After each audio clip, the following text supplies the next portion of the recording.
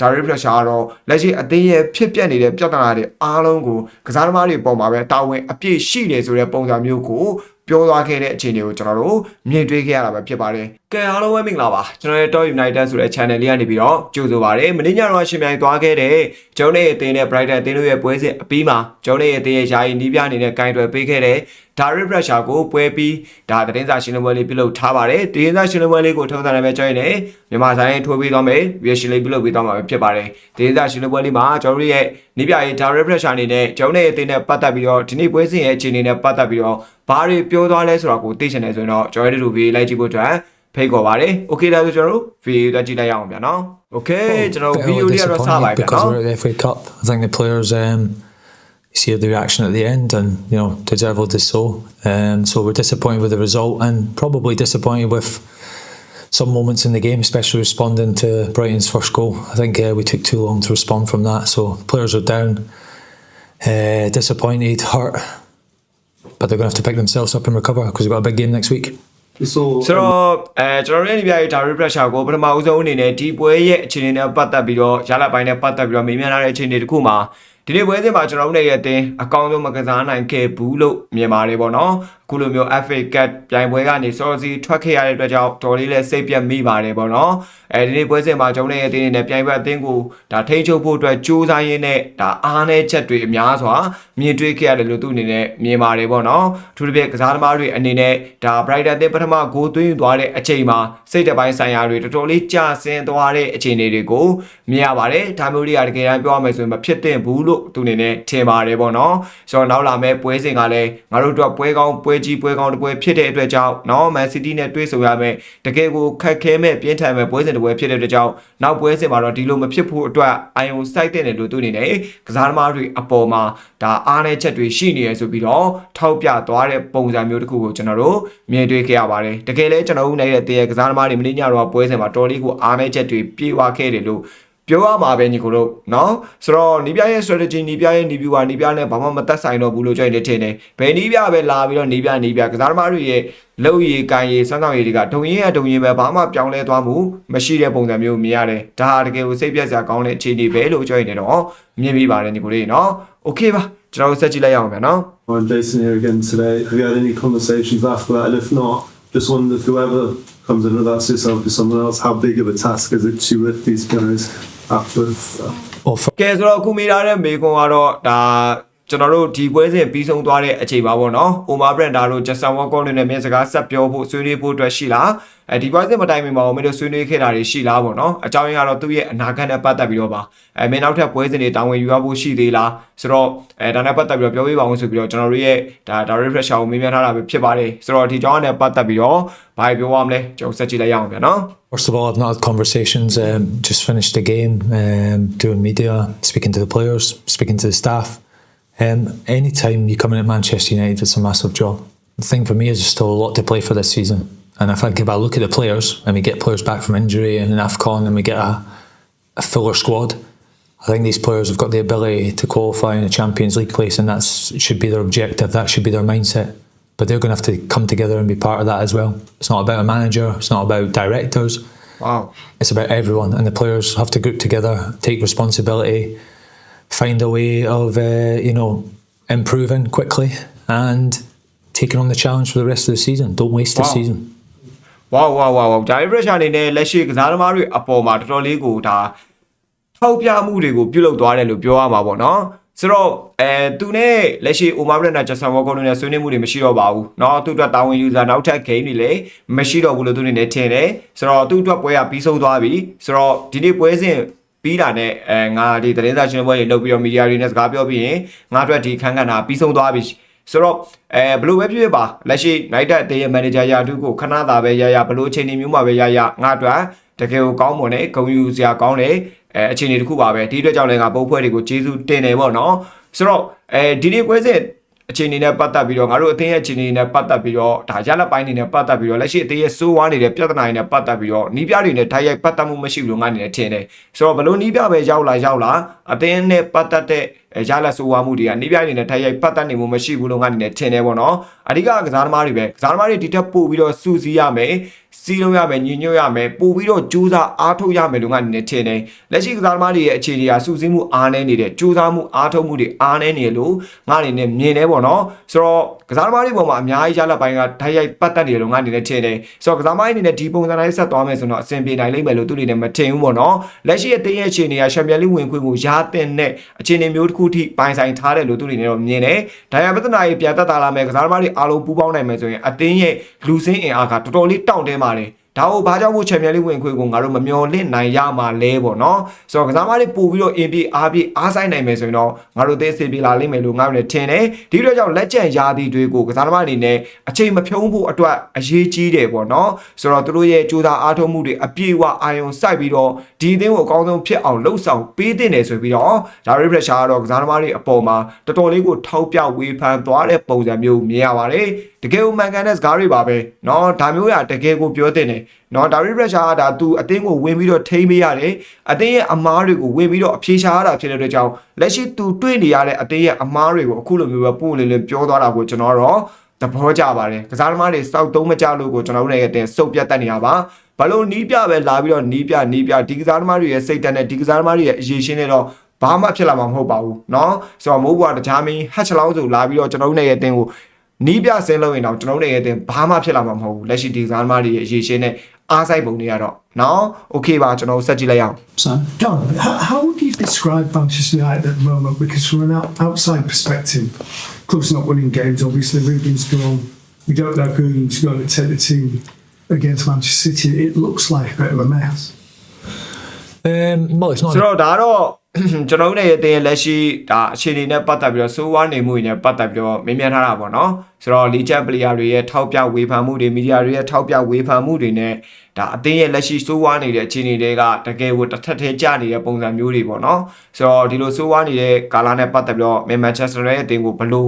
့ဒါဖော်ပြရှင်လဲဘလို့ပြောပြရှင်လဲပေါ့နော်လက်ရှိမန်ချက်စတာရဲ့အတင်းရဲ့အခြေအနေကိုပေါ့နော်ဆိုတော့ဒီကြောင့်ဒါပတ်သက်ပြီးတော့ကျွန်တော်တို့ရဲ့ direct pressure ဘာပြောရမလဲဆက်ကြည့်လိုက်ရအောင်ဗျာနော် Great moment, yeah, let's be honest, but out with the cups early. But as I said, there's still a Champions League place to fight for, and I still think that can be achieved this season. It's probably not what fans want to hear about Manchester United because you'll be winning cups and challenging for the Premier League. But probably the objective this season, with the quality we've got and the league positions and how tight it is, they've still got a lot of league games left that they can achieve that. So that's where all their focus and energy is going into, improving as a team, improving quickly, and don't waste the season. And I think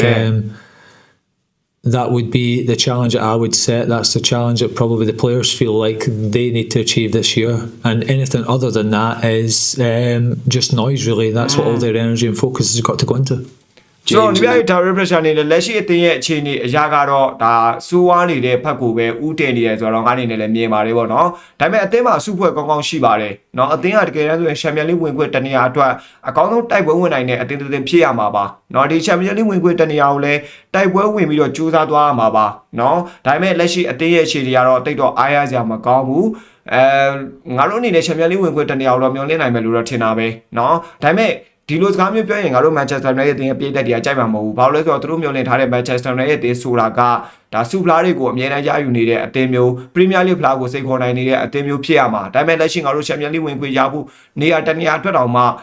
ဒီမျောလင်းရတဲ့အခြေအနေမျိုးကြိုးစားရမယ့်အခြေအနေမျိုးဖြစ်နေတာတော့တကယ်ကိုစိတ်ပြတ်စရာကောင်းပါလေပေါ့နော်။ဆိုတော့ကစားသမားအနေနဲ့ဒီတက်ပို့ပြီးတော့ဒါအသင်းဘုတ်ကိုအာရုံစိုက်ပေးတင်တယ်လို့ထင်တယ်။ဆိုတော့အသင်းရဲ့လိုအပ်ချက်တွေတိုင်းမှာကစားသမားတွေဝေပြီးတော့ပါဝင်ဖြည့်ဆည်းကစူးစီးစီလုံးညီညွတ်တဲ့တယ်လို့သူနေထင်တယ်ပေါ့နော်လက်ကျန်ရာသီကိုဒါအချိန်နေမဖြုံးဖို့အတွက်ကစားသမားတွေအရန်ရေးကြီးတယ်ဆိုပြီးတော့သူနေနဲ့ထပ်မှန်ပြီးတော့ပြောကြားသွားခဲ့ပါတယ်ဆိုတဲ့ကြောင့်ဒါ refresher အနေနဲ့ဒီတောက်လျှောက်ပြောနေတဲ့အခြေအနေမျိုးမှာကစားသမားတွေပေါ်မှာအများကြီး focus ထားပြီးအာရုံစိုက်ပြီးတော့ပြောနေတဲ့ပုံစံမျိုးကိုမြင်ရတယ်ကစားသမားတွေရဲ့အမှားကစားသမားတွေရဲ့လိုအပ်ချက်ကစားသမားတွေရဲ့အားနည်းချက်ကြောင့်အခုလိုအသင်းကရလက်စိုးနေတာပါဆိုပြီးတော့အချိန်ချင်းကထောက်ပြနေတဲ့ပုံစံမျိုးတွေကိုလည်းကျွန်တော်တို့မြင်နေရတယ်ဆိုတော့သူကိုင်းတွဲစဉ်ကာလအတွင်းမှာလည်းစုပ်ပြတ်သက်ရွယ်ပလဲနေတဲ့ကစားသမားတွေရဲ့စမ်းဆောင်ရည်တွေကိုကျွန်တော်တို့မြင်တွေ့ခဲ့ရတာကိုဒီအတွက်ကြောင့် Fresher United တွေရဲ့ဒါယာယီနီးပြအဖြစ်တပတ်တာနှစ်ပတ်တာအတွင်းမှာကင်တွယ်ခဲ့နိုင်ပေမဲ့ဒီကင်တွယ်ခဲ့စဉ်အတွင်းမှာအသင်းရဲ့ပြဿနာကိုအကောင်းဆုံးချပွေနိုင်ခဲ့တဲ့သူလို့ပဲပြောရမှာပဲ နော်ဆိုတော့အသင်းမှာဘာမှန်းနေလဲဆိုတော့သူမြင်သွားပြီသူမြင်တဲ့အတွက်ကြောင့်အသင်းရဲ့ဘုတ်ဖွဲ့အကြီးအကဲတွေကို report တင်နိုင်မယ်ဒီ report ကိုအသင်းရဲ့ဘုတ်ဖွဲ့အကြီးအကဲတွေရရှိပြီးဒီအသင်းကိုဘယ်လိုပြုပြင်ပြင်ဆင်ပြောင်းလဲမှာလဲဆိုတော့နော်အရာတွေကိုစဉ်းစားသိပြီလို့ကျွန်တော်ထင်ပါတယ်နောက်မှဆိုဒီတိုင်းပဲဆက်သွားဘာမှဖြစ်လာမှာမဟုတ်ဘူးနော် okay ပါကျွန်တော်ဆက်ကြည့်လိုက်အောင် Rob. Darren, but obviously this club is ordinarily used to playing a lot of games. I mean, now we've gone out the 2 cup competitions to the Coast Total, mostly plays 40. You have to go back to the 19-14-15 season to the last time in a full season the club played fewer.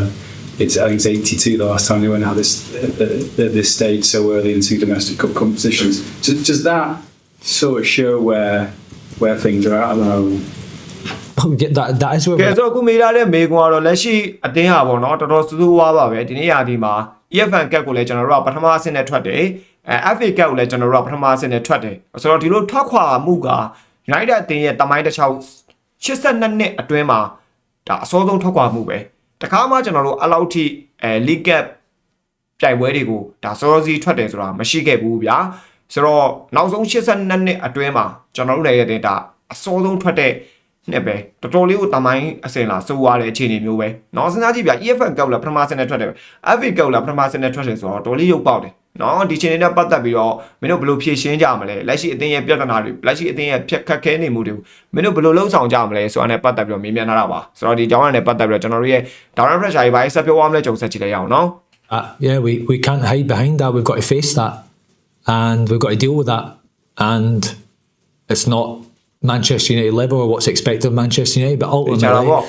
have to do something about that, and still not success, but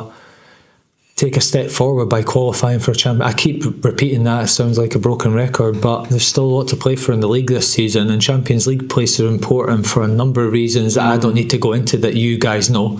And for the players it's important, and for attracting players it's important, so on all levels, and for them to feel like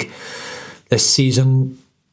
has achieved an objective of some sorts. But I keep saying it, the players have got to have to step up as well.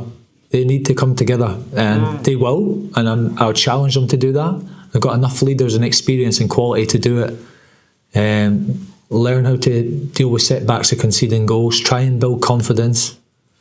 By doing that, you're going to have to grind out ways to win. It's not always a pretty way, especially when you're low on confidence or you're conceding goals. Sometimes you have to roll your sleeves up, work hard, come together as a team, grind it out, and then from there you can build performances and momentum and confidence and results. ဆိုတော့ဒီပြရဲ့ Direct Pressure အနေနဲ့လက်ရှိဒီအခြေအနေဆိုးဝါးမှုတွေနဲ့ပတ်သက်ပြီးတော့လက်ရှိ United တင်တမိုင်းဆိုးတွင်သွားတဲ့အခြေအနေနဲ့ပတ်သက်ပြီးတော့ပြောဆိုသွားတဲ့အခြေအနေတခုမှာငါတို့ဒီရောက်အကောင်းဆုံးရင်ဆိုင်ပြီးတော့ကင်တွယ်ဖြည့်ရှင်းရမှာအမှန်ပါပဲเนาะလက်ရှိအသင်းရဲ့ဆိုးဝါးနေတဲ့အခြေအနေတွေငါတို့အရှိမာတယ်မြတ်ဝါးထင်တယ်မြင်တွေ့နေရတာပါဆိုတော့ဒီຢာတွေကိုဘာတွေနဲ့ငါတို့ပြန်လဲပြုပြင်ပြောင်းလဲပြီးတော့ပြင်ဆင်ပါလဲဆိုတဲ့ຢာကိုစဉ်းစားတင်ပါတယ်လက်ရှိငါတို့ Top 4 နဲ့ဝင်ဖို့အတွက်အကောင်းဆုံးကြိုးစားရမယ်အကောင်းဆုံးတိုက်ပွဲဝင်ရမယ်လို့ငါတို့အများအားတွန်းအားတွေပေးနေတယ်တကယ်တမ်းငါတို့အသင်းမှာရှိနေတဲ့လူစင်းနဲ့ငါတို့အသင်းမှာရှိနေတဲ့အခြေအနေနဲ့ငါတို့အသင်းရဲ့အစုအဖွဲ့တွေက Top 4 rate Champions League ဝင်ခွင့်ဆိုတဲ့တနေရာကတေချာပေါက်မျှော်လင့်လို့ရမယ့်အခြေအနေမျိုးဖြစ်ရမှာဒါပေမဲ့ငါတို့မမျှော်လင့်နိုင်ဘူးအဓိကတော့ကစားသမားတွေရဲ့အာရုံစူးစိုက်မှုအားနည်းမှုကြောင့်လို့ပဲငါအနေနဲ့ထပ်ပြီးတော့ပြောချင်ပါတယ်ဆိုတော့ကစားသမားအနေနဲ့ဒီတက်ပို့ပြီးတော့အသင်းကို focus ထားစေချင်တယ်ဒီတက်ပို့ပြီးတော့အသင်းအတွက်စူးစမ်းပေးစေချင်တယ်ဒီတက်ပို့ပြီးတော့အသင်းကိုလှုပ်ဆောင်ပေးသင့်တယ်လို့ငါအနေနဲ့မြင်တယ်ကစားသမားတွေစီကငါတို့ရရှိတာဟာလုံလောက်မှု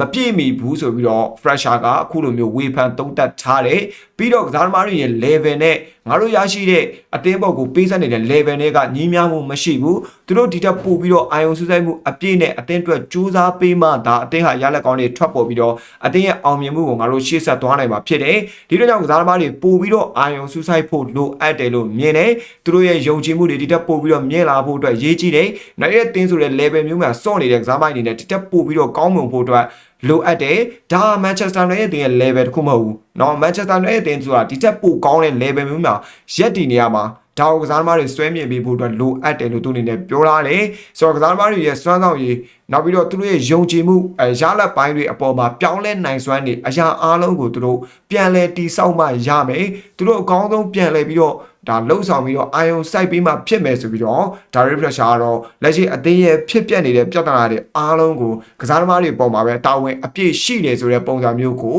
ပြောသွားခဲ့တဲ့အခြေအနေကိုကျွန်တော်တို့မြင်တွေ့ခဲ့ရတာပဲဖြစ်ပါတယ်တကယ်လဲကျွန်တော်တို့